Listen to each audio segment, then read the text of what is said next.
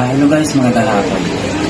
May share ako sa inyo kung paano gumawa ng mono connection lang muna tayo. Mono connection tayo, mixer to laptop, tablet, cellphone. Piramit po tayo ng isang mono PL or 6.3mm jack mono. Then tapos, ang 3.5 po natin, stereo po. Pero mono connection po yung diagram natin.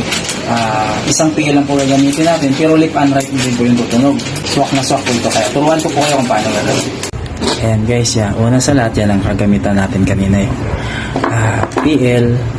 PL mono po siya, 6.3mm jack, and then TR is 3.5mm stereo po ito. Pero mono, since nga mono kanina, sabi ko mono po yung diagram natin yan. Ito po yung ating cable, stereo po yung gamit natin na cable, and shielded pa rin. Ang brand po niyan lahat is Rockstone size 32 po siya.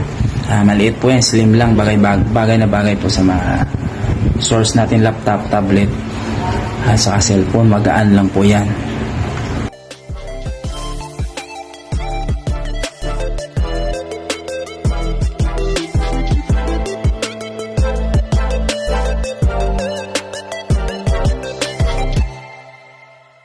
Ayan na guys, nakabit na natin. Ito po yung itsura nya. Yan. Itong tip po ay sa tip din po siya ng PL, ang tip ng 3.5. So ang ring po ay ignore lang po siya, wala po siya connection. Din ang ground, sa ground lang din po siya ng PL.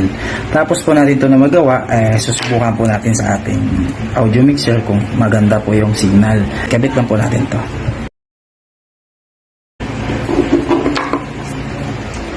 Ayan na po siya. I-testing po natin kung magandang signal. Ayan guys, ito tapos na yung ginawa natin na connector.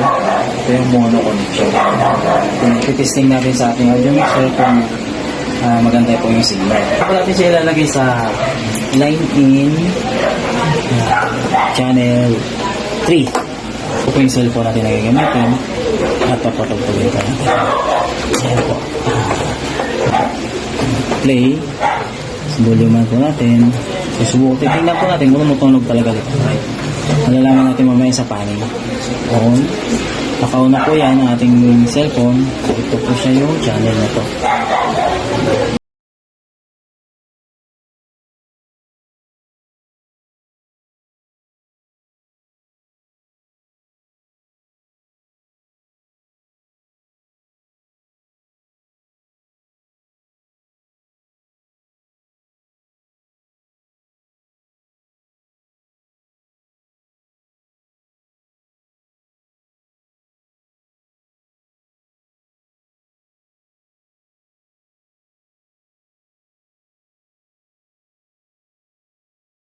Maraming salamat sa panonood. Abangan niyo po ang next vlog. Marami pa tayong tuturo sa inyo at isi-share ko sa inyo kung paano gumawa ng mga audio cable po para sa ating mga sound. Maraming salamat po.